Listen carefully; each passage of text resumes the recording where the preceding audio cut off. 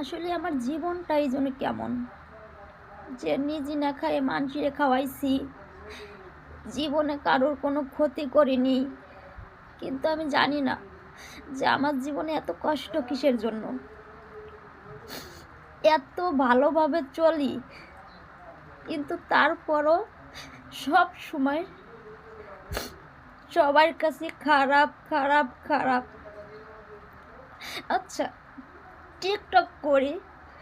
জীবনে এমন একটা পর্যায়ে ছিলাম যে নিজের জীবন বাঁচানোর জন্যই টিকটকে আসা, যাইতে ভালো থাকতে পারি। কিন্তু আমার টিকটকে কি কোনো খারাপ কিছু আছে? নাই। আমি ভালোভাবে টিকটক করি। কিন্তু এইটাই আমার সমস্যা। কিন্তু সেটা আমার জীবন বাঁচানোর জন্য আমি আসছিলাম। কিন্তু সবাই শুধু বলে যে আমি খারাপ, খারাপ। কিন্তু আমি, আপনারা বিশ্বাস করবেন কি না করবেন আমি জানি না, যে আমি জানতে শরীরই জীবনে কারোর ক্ষতি করিনি।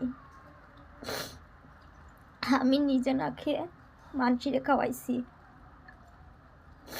কিন্তু আমি জানি না যে আমার জীবনে এত কষ্ট কিসের জন্য, কি পাপ করেছি সেটা আমি জানি না। অনেকেই বলে যে আল্লাহ নাকি যাকে ভালোবাসে তাকে কষ্ট দেয়, সেটা অনেকেই বলে। আবার অনেকেই বলে যে হয়তো কি পাপ করছে, সেই পাপের শাস্তি পাচ্ছে। এখন আমি জানি না যে কোনটা সত্যি কোনটা মিথ্যে। তবে এখন থেকে আমি আমার নতুন জীবন ফিরে চাই।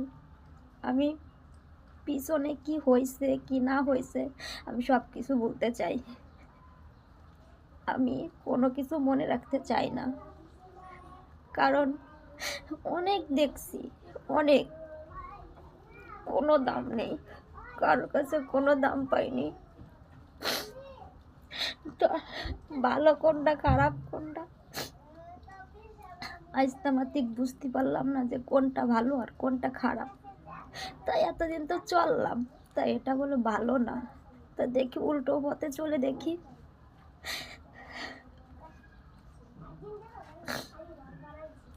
আজকের পরেতে আমি নতুন জীবন শুরু করব।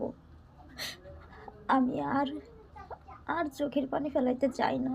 আসলে আমার চোখের পানির কোনো দাম নেই, কারণ অনেক পড়ছে, অনেক।